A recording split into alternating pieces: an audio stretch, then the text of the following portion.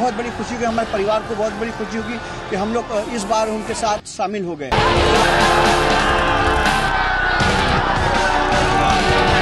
अक्सर नरेंद्र मोदी की छवि को मुस्लिमों का धुर विरोधी बता करके प्रचारित किया जाता है और ये काम कौन करता है ये तो हम सभी जानते हैं। लेकिन इन सभी अफवाहों को काटते हुए पीएम मोदी ने मुस्लिमों के दिल में पिछले 5 साल में एक बहुत ही खास जगह बनाई है, बिल्कुल बनाई है।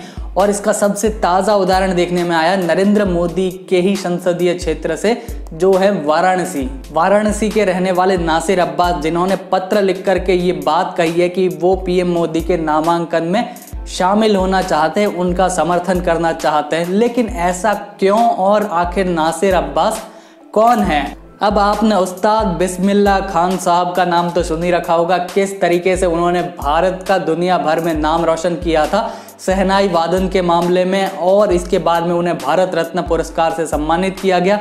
और कहीं ना कहीं वो मुस्लिमों के बीच में एक बहुत बड़ा प्रचलित चेहरा रहे हैं बिस्मिल्लाह खान साहब। और उन्हीं के जो परिवार के लोग हैं आज की तारीख में वाराणसी में बसते हैं, और उनमें से एक है नासिर अब्बास, जो खुद भी यही काम करते हैं। नासिर अब्बास ने क्या कुछ कहा है उससे पहले जान लेते हैं कि नासिर अब्बास के पत्र में क्या है जो उन्होंने बीजेपी को और पीएम मोदी को लिखा है। तो पत्र कुछ इस तरीके से हैं।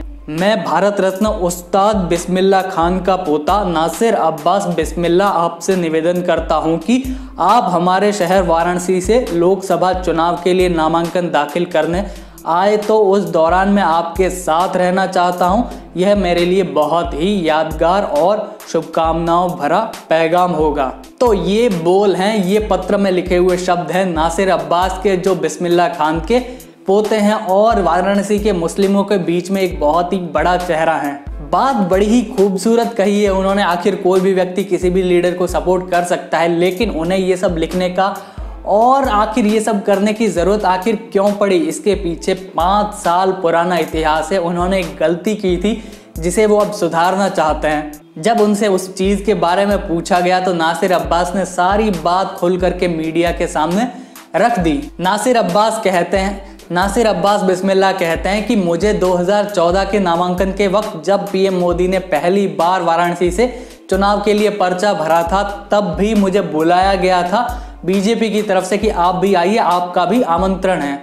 लेकिन मैंने उस वक्त मना कर दिया था और मना करने की वजह थी कांग्रेस पार्टी। मैं 2014 के आसपास राजनीति से बिल्कुल भी वाकिफ नहीं था, मुझे कुछ भी मालूम नहीं था। और जब मेरे पास में इस तरीके का न्योता आता है तो मेरे पास में कुछ कांग्रेस के नेता मेरे घर पर पहुंच गए थे और उन लोगों ने मुझसे कहा आपको राजनीति से दूर रहना चाहिए, मोदी ऐसा है वैसा है, और कान भरे गए मेरे।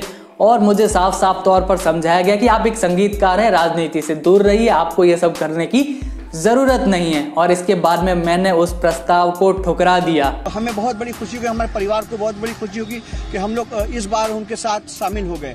मतलब पहली बार कुछ भूल चूक हो गई अदर पार्टियों की वजह से, मतलब उसकी वजह से अब दूसरी बार हमारे और हमारे पूरे घर की चाहत है कि उनके साथ शामिल हो जाएंगे, तो शामिल हुए तो बहुत बड़ी खुशी है, बहुत बड़ी खुशी। यानी नासिर अब्बास इस बात को एडमिट करते हैं कि उन्होंने जो कुछ भी किया किसी के बहकावे में आकर के किया और इसके पीछे उनकी कोई मंशा, खुद की मंशा नहीं थी। लेकिन अब नासिर अब्बास का मानना है कि पीएम मोदी एक बहुत ही अच्छे नेता है, उन्होंने वाराणसी में काम करवाया जिसके चलते वो दोबारा उनके अगले नामांकन में शामिल होना चाहते हैं, जो पीएम मोदी जल्द ही वाराणसी से दोबारा भरने जा रहे हैं। अब एक बात यह भी है कि पीएम मोदी ने दिल तो जीता है वाराणसी के लोगों का, क्योंकि चौड़ी सड़कें, हाईवेज, रोड लाइट से लेकर के काशी विश्वनाथ कॉरिडोर से लेकर के घाटों की सफाई, गंगा स्वच्छता को लेकर के इतनी ज़्यादा संजीदगी, इन चीज़ों को लेकर के वाराणसी का एक बहुत बड़ा हिस्सा है जो पीएम मोदी से बहुत ज़्यादा प्रभावित है और कहीं ना कहीं इनका फ़ायदा मुस्लिम तबके को भी